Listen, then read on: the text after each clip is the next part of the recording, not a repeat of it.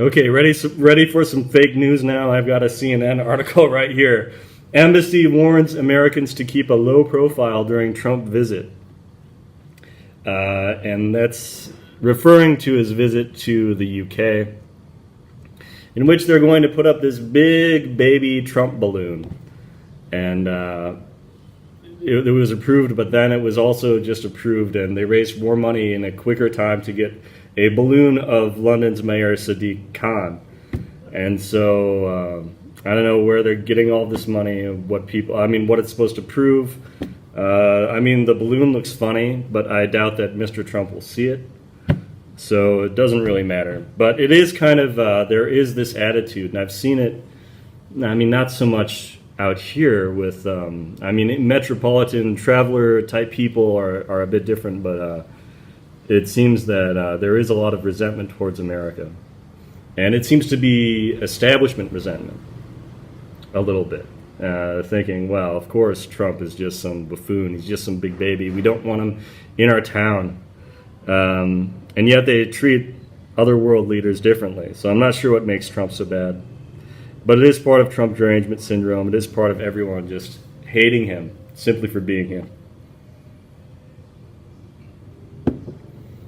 Last night, and it was on at 1 a.m. here in Hanoi, but I watched the game between England and Croatia in the World Cup semifinals, and England scored a point right away, but then Croatia came back in the second half and then finally beat them at the very end, which is a big win for Croatia, and it's the first time that they are going to the World Cup, and it looks like they're going to play France.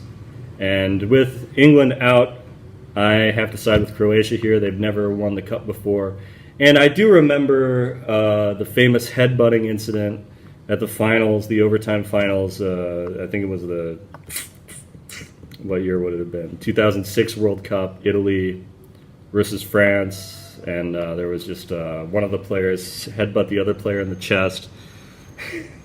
It's funny, I remember World Cups much better because, they're only every 4 years, and I can always kind of place myself where I am. It's not like Super Bowls or something that years go by where I don't watch them at all. But anyway, England is now out after so much fervor, and they were doing so well. And I've caught so many games this time around just because of the timing difference, and I work at night. They're usually on when I get home. And England's been playing really well. But I guess that's that for them. I guess they go home. I guess just the semifinal win is still pretty good. Still gets them up there. But it's sort of like you can't say things about our POTUS. You can't say things about Trump because bad things will happen to you. Karma has a way of working very fast. The Trump train kind of slammed right into England. So that's what I blame for soccer. Not that Americans care about soccer. What we call soccer.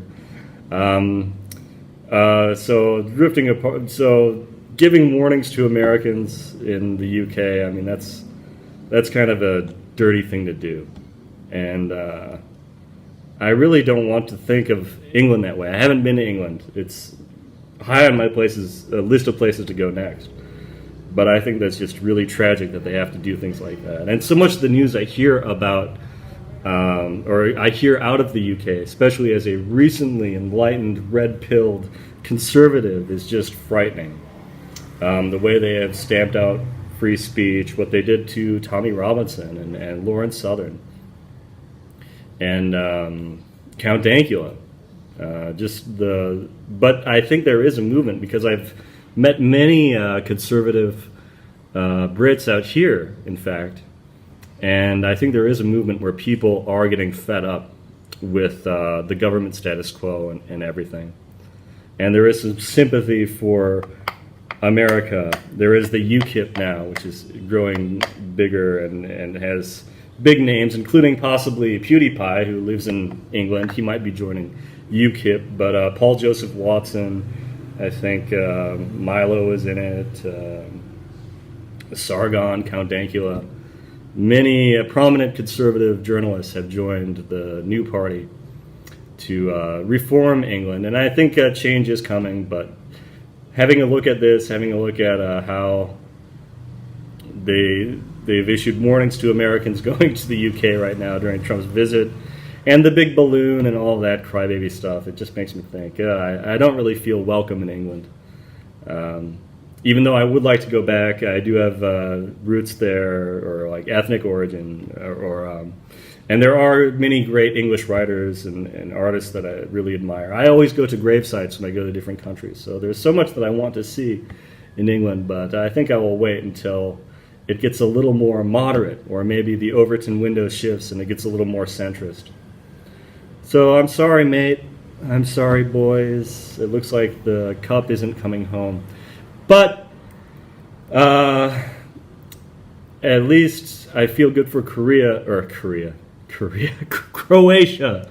Croatia might actually win their first cup, and that's pretty amazing. I'll say this, I don't know really anything about Croatia, but I do have one quick story about them, about that country. And it was, the story takes place 8 years ago in my first trip in Guangzhou, China. I had an overnight there, and I met this Norwegian fellow, and I spoke a few words of Norwegian to him randomly enough. And I knew a lot about Knut Hamsun, who was a Norwegian author that actually was from the same small town, Hamlet, wherever this guy was from. And so we went out, and we had a couple of beers. And this was during the cup, the 2010 Cup. And I asked him if he ever wanted to go to America, and he said, no, because of JFK and all that. I mean, he was really into this conspiracy theory stuff.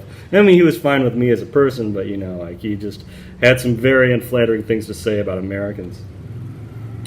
But I told him, so what do you think is the best country? Like, if you could just go anywhere, live anywhere, where would you go? And he said Croatia. And I was surprised. Like, I didn't know anything about Croatia. I knew it's like that C-shaped country. And he said it's just bigger and more beautiful, and there's more to it than anyone would imagine. It's like a secret in Europe. Now, given this guy's other opinions about, we did have a few drinks, but about Americans and JFK and all that, I'm not sure how serious he was with any of this, but it was interesting. That was the first time I'd really heard of Croatia being pointed out and set aside like that. So, anyway, they're my pick for the World Cup. And I hope everyone all the Americans, stay safe in London during Trump's visit. That's really sad. Like here in Vietnam, I felt perfectly safe when Trump came. And I felt perfectly safe when Obama came. But I guess Southeast Asia is just a little more advanced culturally. I'd say Vietnam is a bit more advanced than England. Over and out.